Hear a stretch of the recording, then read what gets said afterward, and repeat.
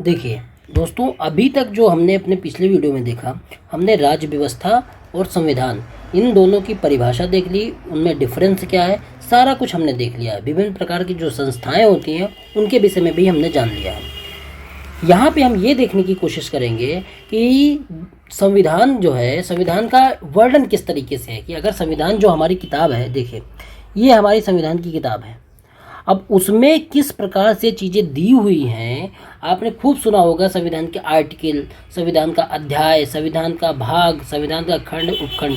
तो ये सारी चीज़ें क्या हैं, इनमें मतलब कि डिफरेंस क्या है और इनको किस तरीके से संविधान को सजाया गया है, किताब को बनाया गया है। आप कोई किताब छापते हैं, मतलब कि आपने कोई किताब लिखी और फिर उसको किस तरीके से आपने अध्याय में बांटा, किस तरीके से आपने भाग में बांटा, किस तरीके से अनुच्छेद बांटा, अगर आपने उस तरीके की किताब लिखी है तो इन्हीं सब चीज़ों को जानेंगे कि संविधान का जो इंटरप्रिटेशन है वो किस तरीके से है। अब ये हमारे पास संविधान की किताब है दोस्तों। अब देखिए इसमें जो हमारे पास ये संविधान है, अब देखिए जो मतलब कि संविधान निर्माता थे वो चाहते थे कि हम जो संविधान बनाए ना वो एकदम प्रॉपर ढंग से व्यवस्थित हो। किसी को अगर कुछ देखना है संविधान में तो वो एकदम व्यवस्थित ढंग से रखा हो चीज़ें। ये नहीं होना चाहिए कि एक जैसे मान लो कि हमको स्वतंत्रता की बात थी, मतलब कि अधिकारों की ही बात करनी थी, तो ऐसा नहीं वो करना चाहते थे कि हमने पहले पेज में अधिकार की बातें कर दी और फिर 12 पेज छोड़ के फिर अधिकारों की बातें कर दी। तो ये वो नहीं चाहते थे। इससे क्या होगा, इससे परेशानी बढ़ेगी और संविधान जो पढ़ेंगे लोग, जो समझेंगे, वो एक जगह से दूसरी जगह खोजते रह जाएंगे। इसी चीज़ को व्यवस्थित करने के लिए दोस्तों उन्होंने संविधान को एक प्रॉपर तरीके से डिजाइन किया। तो जब तो उन्होंने देखा कि भाई हमको इसको कैसे डिज़ाइन करना है, तो उन्होंने मतलब कि सुविधा के लिए, चीज़ों को आसान बनाने के लिए जितने भी अगर अधिकार से संबंधित बातें हैं उनको एक जगह पिरोया, नागरिकता से संबंधित बातें हैं उनको एक जगह पिरोया, संघ राज क्षेत्र से संबंधित बातें हैं उनको एक जगह पिरोया, जो संघ से संबंधित बातें हैं, सेंटर से संबंधित बातें उनको एक जगह रखा, राज्य से संबंधित जो बातें उनको एक जगह रखा। इसी तरीके से जो हमारी पंचायतें उनके संबंधित बातें उनको एक जगह रखा, केंद्र राज्य के जो संबंध है उनको एक जगह रखा। अब इस चीज़ को केंद्र राज्य संबंध को पहले में भी डाल देते, दूसरे में भी डाल देते, ऐसे अगर डालते चले जाते तो किसी तरीके से व्यवस्थित संविधान लगता नहीं लगता। इसी की वजह से उन्होंने संविधान को पूरी तरीके से व्यवस्थित बनाया और व्यवस्थित बनाने के ही क्रम में उन्होंने संविधान को भाग में, अध्याय में, अनुच्छेद में, खंड में, उपखंड में बांटा। अब देखिए इसका क्या मतलब है। जैसे मैं एक शाखा बनाऊं, देखिए ये संविधान है। संविधान में मान लो कि शुरुआत में 22 भाग थे, 22 भाग अभी भी है, वो अब तो 25 भाग है, लेकिन मूल जो संविधान था हमारा उसमें 22 भाग थे, तो अब 25 भाग हैं। तो अगर देखिए तो ये हो गया संविधान, उसमें 25 भाग हैं, ऐसे कर दिया हमने, मान लो बना दिया। अब हर भाग में, मतलब हर भाग में बहुत जो बड़े बड़े भाग हैं उनमें तो अध्याय है, लेकिन जो छोटे भाग हैं उनमें अध्याय नहीं है, हर भाग में अध्याय नहीं है। तो मान लो कि ये एक भाग हुआ, 2 भाग, 3 भाग, 4 भाग, 5 भाग, इस तरीके से है, इस तरीके से। तो पहला हमारा जो भाग है, मैं अभी मोटे तौर पे आपको समझा रहा, ऐसा ही संविधान में है, ऐसा नहीं है। देखिए जैसे पहला भाग हो गया, तो अगर इसमें बहुत सारे अध्याय हो गए तो ये हो गया भाग, ये हो गए अध्याय। अब अध्याय भी अपने ब्रांच में बटे हुए हैं, अध्याय भी कई ब्रांच में बटे होते हैं, तो उनको बोला गया अनुच्छेद। अब जब अनुच्छेद भी कई ब्रांचें में बटे हों तो उनको बोला गया खंड, और जब खंड भी कई ब्रांच में बटे हों तो उसको बोला गया उपखंड। तो ये हमारा संविधान हो गया। संविधान में कई भाग हो गए, उन भागों के कई अध्याय हो गए, उन अध्यायों के कई अनुच्छेद हो गए, उन अनुच्छेदों के कई खंड हो गए और उन खंडों के कई उपखंड हो गए। इस तरीके से हमारा संविधान जो है दोस्तों बटा हुआ है। तो मोटे तौर पर आप जब अगर जैसे संविधान का स्ट्रक्चर देखें तो ये हमारा मान लो संविधान है, देखो ये संविधान हो गया, इस पे मतलब कि हम लिख दिया संविधान, ये हमारी संविधान की किताब हो गई। इसके बाद इसमें क्या आएगा, देखो इस गोले के अंदर क्या हो गया, ये गोला हो गया, ये जो मतलब कि ये संविधान हो गया, और ये जो हो गया ये हो गए भाग। इसके अंदर क्या हो गए, इसके हो गए अंदर हो गए अध्याय, अध्याय। और फिर इसके अंदर क्या हो गया, इसके अंदर हो गया दोस्तों अनुच्छेद। और इसके अंदर क्या हो गया दोस्तों, इसके अंदर हो गया खंड, जिसको बोलते हैं क्लॉज। और इसके अंदर क्या हो गया, उपखंड। तो इस तरीके से हमारा संविधान जो है दोस्तों बटा हुआ है। आप इसको पूरी तरीके से मतलब कि याद कर लीजिए कि संविधान के मतलब कि पार्ट क्या है। और एक मिनट, संविधान क्या है, उसके भाग क्या होते हैं, अध्याय क्या होते हैं, अनुच्छेद क्या होते हैं, ये सारी चीज़ें आप मतलब कि याद कर लीजिए। अब देखो एग्जाम्पल के साथ बताता हूँ। जैसे संविधान जो है, संविधान का एक भाग है भाग 5। जैसे को हम बड़े भाग को लेते हैं, जिससे सारी चीज़ें आपको स्पष्ट तरीके से हो जाए। भाग 5 है। भाग 5 क्या कहता है, संघ का शासन, संघ का शासन, ये कहता है भाग 5 हमारा। अब भाग 5 जो है ये बहुत बड़ा है, संघ का शासन। और संघ के शासन में आप खुद ही सोचो कि क्या क्या चीज़ें आएंगी। कुछ भाग तो बहुत छोटे हैं, जैसे भाग 1 ले लो आप, भाग 2 ले लो, भाग 3 ले लो। एक भाग में क्या है, संघ और उसके राज्य क्षेत्र, संघ एवं उसके राज्य क्षेत्र। तो इसमें आर्टिकल 1 से 4 है। देखिए ये भाग इतना छोटा है कि इसमें बहुत सारे अध्याय हैं ही नहीं। भाग 2 है, नागरिकता संबंधी प्रावधान है, आर्टिकल 5 से 11, इसमें भी भाग नहीं है। जब भाग नहीं है मतलब भाग है, अध्याय नहीं है। तो देखो अभी तक हम ये समझ गए कि हर भाग में अध्याय नहीं है, क्योंकि वो भाग छोटे हैं। जो भाग बड़े हैं उनमें अध्याय भी है, अनुच्छेद। जैसे ये भाग 3 हुआ, भाग 2 हुआ, तो इनमें वो जो भाग हैं वो मतलब कि भाग हैं, जैसे भाग 2, 1, 3, ये सब ये छोटे हैं थोड़े से, तो उनमें अध्याय ना होके उनमें डायरेक्ट अनुच्छेद शुरू हो जाता है। अब हम वैसा भाग लेंगे समझने के लिए जिसमें ये सारी चीज़ें हों। जैसे हम भाग, अब एक कुछ बड़ा भाग लेते हैं, जैसे भाग 5 ले लिया हमने। भाग 5 क्या कहता है, जो मतलब कि संघ के विषय में बताता है। भाग 5 हमारा बताता है संघ के विषय में, तो हमने भाग 5 लिया संघ के विषय में। अब इसमें देखिए किस किस के विषय में प्रावधान है। प्रावधान इसमें है राष्ट्रपति के विषय में, उपराष्ट्रपति के विषय में, प्रधानमंत्री, मतलब जो केंद्र के हैं सबके विषय में प्रावधान है। प्रधानमंत्री के विषय में, मंत्रिपरिषद के विषय में, संसद के विषय में, इन सब बारे में प्रावधान है। तो अब ये जब इतना बड़ा आर्टिकल होगा, इतना बड़ा भाग होगा, तो आप सोचिए, तो इस भाग में, एक ही भाग में इन सब लोग मतलब कि जो राष्ट्रपति है, उपराष्ट्रपति है, प्रधानमंत्री है, मंत्रिपरिषद, संसद है, सबके लिए एक ही भाग में प्रावधान जब करेंगे तो बड़ा हो जाएगा। तो इसीलिए इनको हम अध्याय में बांट देते हैं, अध्याय में बांट दिया। अब जैसे अब राष्ट्रपति भी है, अब मान लो कि अध्याय 1 में हमने राष्ट्रपति को रखा, अध्याय 2 में उपराष्ट्रपति को, अध्याय 3 में प्रधानमंत्री, अध्याय 4 में मंत्रिपरिषद, इसी तरह अध्याय 5 में संसद को, ऐसे मान लो हमने रखा।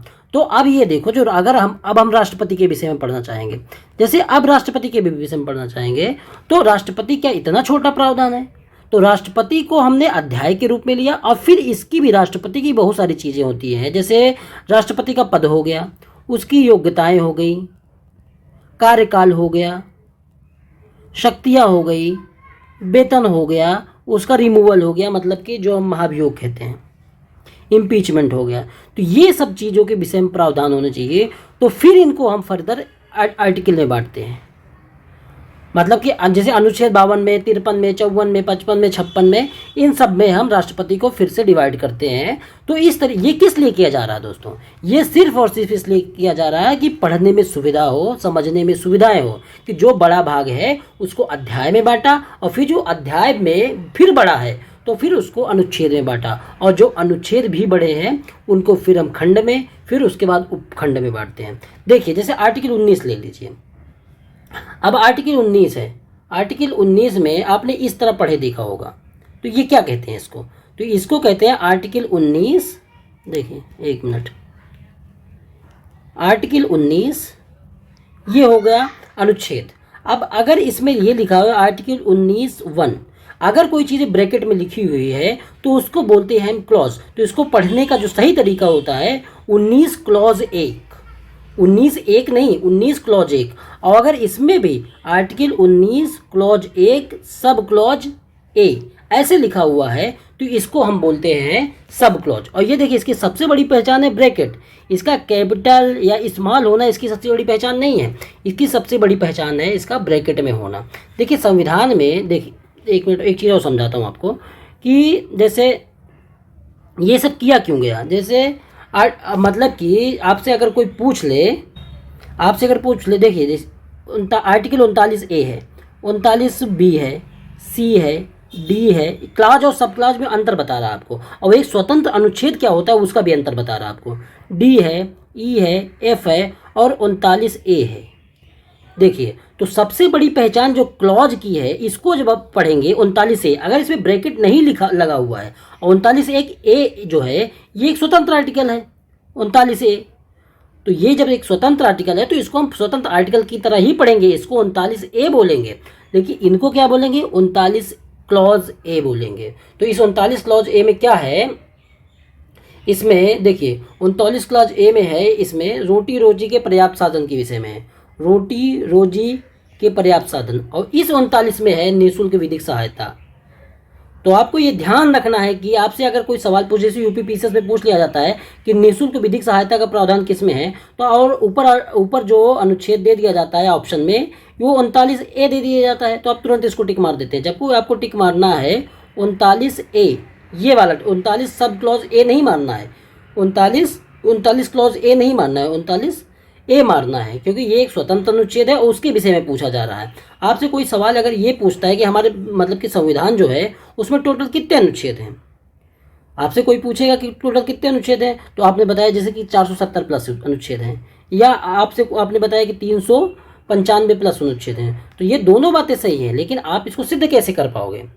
तो जैसे हमने अभी ये पढ़ा, देखिए अगर से इंटरव्यूअर ही पूछ ले कि बताओ हमारे संविधान में कितने आर्टिकल हैं, आपने बोला 470, तो उसने अगर आपसे ये कहा कि देखो हमारा संविधान जो शुरू होता है वो आर्टिकल 1 से शुरू होता है और जो लास्ट है उसका अभी भी 395 है, तो ये 470 आप कैसे बता रहे हो।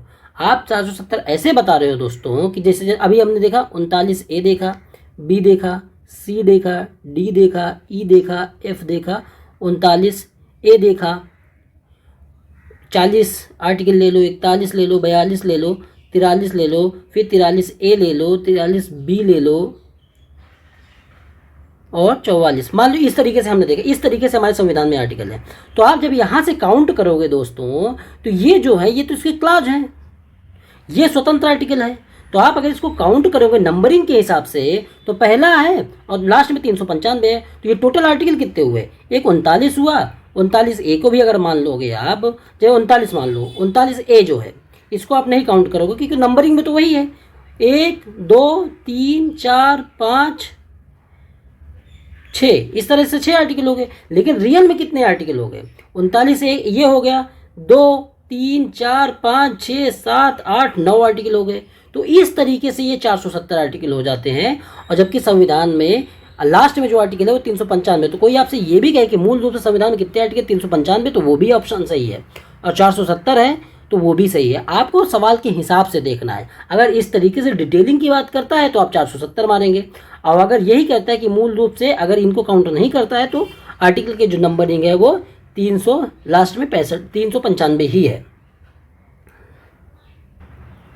तो देखो अभी हमने संविधान के विषय में जान लिया कि संविधान क्या है, भाग जान लिया, अध्याय जान लिया, अनुच्छेद, खंड और उपखंड सब जान लिए। तो ये जो है आर्टिकल 1 से लेकर आर्टिकल 395 तक पूरे हो जाते हैं। अभी इसके बाद हमारे संविधान की जो किताब है उसमें कुछ अनुसूचियाँ दी हुई हैं। अनुसूचियाँ क्या होती हैं दोस्तों, अनुसूचियाँ संविधान के अंत में पाई जाने वाली विषयों की वह सूची है जो संविधान के किसी विशेष प्रावधान की व्याख्या करती है। अब देखिए अनुसूची का क्या मतलब है। हमारे संविधान में मूल रूप से 8 अनुसूचियाँ थी, बाद में संशोधन के थ्रू अब 12 अनुसूचियाँ जोड़ दी गई हैं। इसका क्या मतलब है अनुसूची का, अनुसूची ये बताती है, जैसे हमने आर्टिकल 1 ले लिया, आर्टिकल 1 में क्या लिखा हो गया कि India that is Bharat shall be A union of state, मतलब भारत जो है, इंडिया अर्थात भारत राज्यों का संघ होगा, ये लिखा है, यूनियन ऑफ स्टेट लिखा है। तो अब देखो कि अगर आर्टिकल 1 में ही इंडिया दैट इज भारत, मतलब कि जो इंडिया है वो भारत, इंडिया या भारत राज्यों का संघ होगा। अब यहीं पे अगर राज्यों की सारी लिस्ट लिखी जाने लगती कि 28 राज्यों के विषय में, फिर केंद्र शासित जो राज्य हैं उनके विषय में, तो ये आर्टिकल कितना बड़ा हो जाता है, 10-12 पेज का तो यही हो जाता है, उनकी डिटेलिंग भी लिखते तो संविधान की जो मूलभूत चीज़ें हैं वो वहीं पे रहें और उनसे जुड़ी हुई जो कुछ चीज़ें हैं वो हम बाद में अनुसूची के रूप में उसमें पिन कर देते हैं, तो उन्हीं को अनुसूची कहा जाता है। कोई भी चीज़ लीजिए, जैसे अनुच्छेद, जैसे जो अनुसूचियाँ हैं हमारी, देखिए अनुसूची जो है हमारी ये 12 हैं। पहली अनुसूची में जो संघ राज्य क्षेत्र हैं, संघ राज्य क्षेत्र, राज्य हैं, केंद्र शासित प्रदेश, इन सब के विषय में वर्णन है। अनुसूची जो 2 है उसमें किसके विषय में बने, उनके जो वेतन है, जो मतलब की जाए जज के वेतन की बात हो, मंत्री के वेतन की बात हो, अधिकारियों के वेतन की बात हो, कैग, सीएजी, यूपीएससी के अधिकारी, इन सब के वेतन के विषय में बात है। आर्टिकल 3 में जो अनुसूची 3 है उसमें किसके विषय में बात है, उनमें शपथ के विषय में, जो लोग शपथ ले, चाहे मंत्री हो गए, जज हो गए, ये जो शपथ लेते हैं उसके विषय में बात है। आर्टिकल जो अनुसूची 4 में राज्यों में जो राज्यसभा का स्थान है, किस राज्य से राज्यसभा में कितने लोग जाएंगे, उसके विषय में प्रावधान है। और देखिए जो अनुसूची 5 है उसमें अनुसूचित क्षेत्र के विषय में प्रावधान है। अनुसूची जो 6 है उसमें AMTM, असम, मेघालय, त्रिपुरा, मिजोरम के विषय में प्रावधान है। अनुसूची क्षेत्र ये भी है लेकिन इनके लिए अलग से प्रावधान है। अनुसूची जो 7 है उसमें जो हमारी सूचियाँ दी गई होंगी, जैसे चाहे केंद्र की सूची, स्टेट की सूची, या तो जो हमारी कंकरेंट है मतलब कि समवर्ती सूची, उनके विषय में प्रावधान है। जो अनुसूची 8 है उसमें भाषा के विषय में प्रावधान है। अनुसूची जो 9 है उसमें भूमि सुधार, मतलब कि अनुसूची 9 बनाई गई और उसमें अगर कोई भी विषय डाल दिया गया तो उसका जुडिशियल रिव्यू नहीं किया जा सकता, इस चीज़ के विषय में प्रावधान था। अब उसका जुडिशियल रिव्यू किया जा सकता है, जो मतलब कि 24 अप्रैल 1973 के बाद से, तो बाद में देखेंगे। अभी हम बता रहे हैं मोटा मोटा कि इनसे अनुसूची जो 12 है उनमें है क्या क्या। अनुसूची जो 10 है इसमें दल बदल कानून जो है, दल बदल संबंधी प्रावधान है। अनुसूची जो 11 है उसमें पंचायत से संबंधित प्रावधान है। अनुसूची जो 12 है इसमें किससे, जो नगर पालिका है, नगर पालिका, इससे संबंधित प्रावधान। अब देखिए अनुसूची 1 के विषय में हमने जाना कि भाई अगर आर्टिकल 1 में संघ राज्य क्षेत्र की बात की गई है और उसको हम आर्टिकल 1 में ही लिखते तो ये कितना बड़ा हो जाता, तो इसी को उसको वहाँ पे सांकेतिक रूप से बता दिया गया। और उसकी डिटेलिंग अगर आपको जाना है तो आर्टिकल 395 के बाद जो मतलब कि अनुसूची 1 लिखी गई है उस पर आप उसकी डिटेलिंग जान सकते हैं। जैसे अब मान लो कि ये अनुसूची 2 है, इसमें वेतन की बात है, तो जितने भी पदाधिकारियों का वर्णन हमारे संविधान में होता जाता है, चाहे जज हो, चाहे मंत्री हो, राज्यपाल हो, राष्ट्रपति हो, अगर इनके सबकी वहीं पे डिफरेंट टाइप के लोग हैं, इनके सबकी वेतन की जो चर्चा है वहाँ पे ना होगा कि सबकी वहाँ पे आर्टिकल, मतलब कि हमारा संविधान वैसे ही बहुत बड़ा है, अगर वहीं पे ये सब चीज़ें की जाती तो और बड़ा हो जाता, इसलिए बाद में सबके वेतन के विषय में यहाँ पे लिख दिया गया। शपथ की बात है, हर मंत्री हो गया, चाहे जज हो गया, चाहे सांसद हो गए, सब अलग अलग तरीके की शपथ लेते हैं। मंत्री गोपनीयता की शपथ लेते हैं, जज हो गए संविधान की रक्षा की शपथ लेते हैं, सांसद भी अलग तरीके से शपथ लेते हैं। अगर सब वहीं पे लिखा जाता तो फिर संविधान बड़ा होता, तो इसलिए हमने शपथ को यहाँ रख दिया। तो इसका मतलब सिर्फ इतना है जो अनुसूचियाँ हैं कि संविधान की किसी विशेष प्रावधान की व्याख्या करती हैं, वहाँ पे ना लिख के, क्योंकि संविधान बहुत बड़ा हो जाता, इसलिए हम बाद में उनकी डिटेलिंग के रूप में बाद में हमने अनुसूचियों को जोड़ दिया। अनुसूची 9 है भूमि सुधार या कुछ भी ऐसे विषय हैं जिनको अनुसूची 9 में डाल दिया गया, तो फिर वो उनका जुडिशियल रिव्यू नहीं हो सकता। इसको पहले पहले संविधान संशोधन से जोड़ा गया था, भूमि सुधार के लिए लाई गई थी, इसलिए इसको भूमि सुधार भी कहते हैं। तो अगर ये जहाँ जहाँ जैसे फंडामेंटल राइट में, DPSP में या 301 जो हमारा संपत्ति का अधिकार है, उन सब में डाला जाता है, हर जगह पे जितने भी संशोधन होते तो कितना बड़ा होता जाता। तो इसलिए एक सूची बनाई गई, उसको यहाँ पे अटैच कर दिया गया। दल बदल संबंधी प्रावधान, पंचायत, नगर पालिका, ये सब चीज़ों के विषय में प्रावधान यहाँ पे कर दिए गए। अब आप हमारे संविधान का पूरी तरीके से स्ट्रक्चर जान चुके हो। संविधान एक किताब के रूप में, देखिए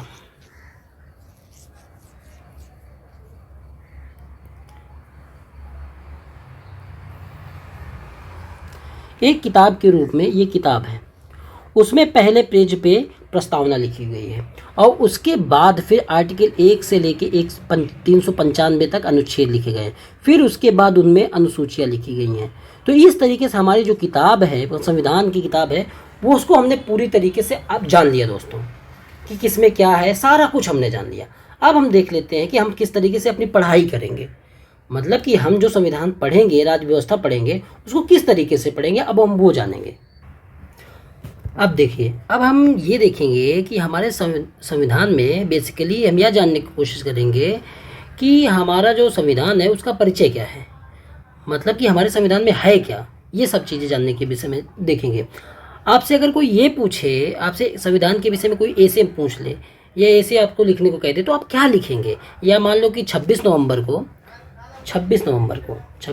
को संविधान दिवस मनाया जाता है, तो इसी दिन आपसे संविधान के विषय में बोलने को कह दे, तो आप क्या बोलेंगे? तो उन्हीं सब के विषय में हम जान लेते हैं कि भाई हम संविधान को मोटे तौर पर पढ़ेंगे किस तरीके से, संविधान का पूरा परिचय किस तरीके से है।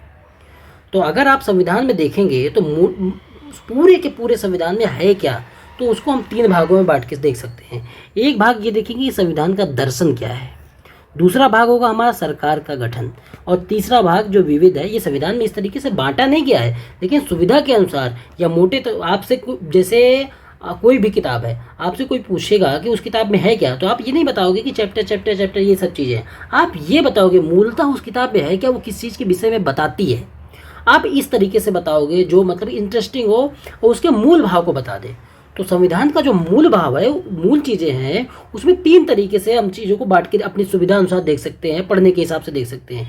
एक भाग तो देख सकते हैं कि संविधान का दर्शन क्या है, दूसरा भाग ये देख सकते हैं कि सरकार के विषय में संविधान में कैसी कैसी चीज़ें बताई गई, सरकार के पूरे गठन के बारे में चीज़ें कैसी बताई गई हैं, और तीसरा भाग जो इनसे अलग है वो है नागरिकता।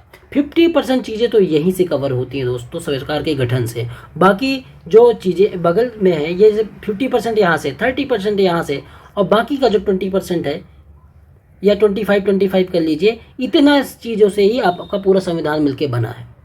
तो पढ़ने के हिसाब से हम इसको इस तरीके से बांट के देख सकते हैं, संविधान में ऐसा बांटा नहीं है। अब हम देखते हैं दोस्तों संविधान का दर्शन। दर्शन का क्या मतलब है? दर्शन का अगर आप शाब्दिक मतलब देखते हैं तो शाब्दिक मतलब इस होता है इसका देखना, लेकिन जब संविधान के दर्शन की आप बात करेंगे तो इसका मतलब ये हो जाएगा कि हमारा जो संविधान बना रहे थे लोग, जो हमारे संविधान जो निर्माता थे, वो संविधान को किस तरीके से देखना चाहते थे, वो भविष्य के भारत का सपना किस तरीके से देखना चाहते थे। तो इसका मतलब संविधान का दर्शन का मतलब है कि वो हिस्से संविधान के जिनमें संविधान निर्माताओं ने भविष्य के भारत का सपना देखा है, तो वो चीज़ें हैं। और जो संविधान का दर्शन किस तरीके से चीज़ें, वो क्या देखना चाहते थे? वो देखना चाहते थे जिसमें स्वतंत्रता हो, उस संविधान में स्वतंत्रता हो, समानता हो, बंधुत्व हो, न्याय हो, गरिमा हो, एकता हो, अखंडता हो, ये सारी जो आदर्श मूलक बातें थी, मतलब कि इस तक पहुंचने की कोशिश की जाए, तो यही संविधान का दर्शन होता है। अब मोटे तौर पर ये सारी चीज़ों को, स्वतंत्रता, समानता, न्याय, बंधुत्व, अखंडता, अधिकार, ये सारी चीज़ों को 4 प्रावधानों के अंतर्गत बताया गया है। प्रस्तावना के तहत, मौलिक अधिकार के तहत, राज्य के नीति निर्देशक तत्व के तहत और मूल कर्तव्य के तहत। इस सब को हम पूरी डिटेलिंग में देखेंगे दोस्तों, लेकिन हमें भी ये जानना देख रहे हैं कि हम पूरे संविधान को पढ़ेंगे किस तरीके से। आपसे अगर ऐसे पूछता है कि संविधान के परिचय के विषय में, तो आप क्या बताएंगे? पूरे संविधान में हमारे है क्या, वो चीज़ें क्या हैं, वो आप बताएंगे। तो हमने पहला देख लिया कि संविधान का परिचय में संविधान को 3 भाग में बांट के देखा, उसके दर्शन के विषय में, सरकार के गठन और विभेद के विषय में। तो हमने संविधान का जो दर्शन है वो कहाँ कहाँ से आता है? प्रस्तावना से, मौलिक अधिकार से, राज्य के नीति निर्देशक तत्व से, मूल कर्तव्य से, ये हमने देख लिया। दूसरा जो संविधान का भाग है जो हम बांट के देखेंगे वो है सरकार या सरकार का गठन। अब इसके विषय में देखेंगे। सरकार हमारे यहाँ पे 2 तरीके की है। पहले तो सरकार का मतलब जान लीजिए। सरकार का मतलब क्या होता है कि वह संस्था जो शासन चलाने का कार्य करती है, कोई भी संस्था जो शासन चलाने का कार्य करती है वो सरकार कहलाती है। राजनीतिक रूप से या हमारे संविधान में जो दिया गया है उसमें भी चीज़ें यही है कि संवैधानिक रूप से कोई भी संस्था जो शासन चलाने का कार्य करेगी वो सरकार कहलाएगी। जैसे मान लो कि केंद्र सरकार है, अब उसके साथ केंद्र जुड़ा हुआ है तो केंद्र की सरकार हो गई, या भारत सरकार हो गई, इसको हम सरकार कहते हैं। या मतलब कि लोकप्रिय रूप से लोग मोदी सरकार कह देते हैं। राज्य की कोई सरकार हो गई, मतलब कि जो संस्था हो गई शासन चलाने का काम करती है वो राज्य सरकार हो गई। इसको जैसे यूपी सरकार कह दो, महाराष्ट्र सरकार कह दो, योगी सरकार कह दो, इस तरीके की सरकार कह दो। तो ये मूल रूप से सरकार होती है।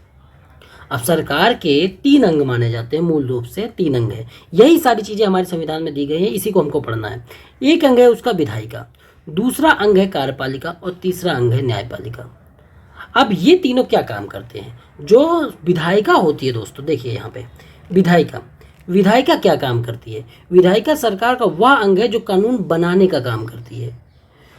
मतलब कि किसी भी लोकतांत्रिक समाज में अगर जैसे मान लोकतांत्रिक हो चाहे ना हो, अगर वहाँ पे कोई कानून बनाने का काम करती है तो वो संस्था लेजिस्लेचर या विधायिका कहलाती है।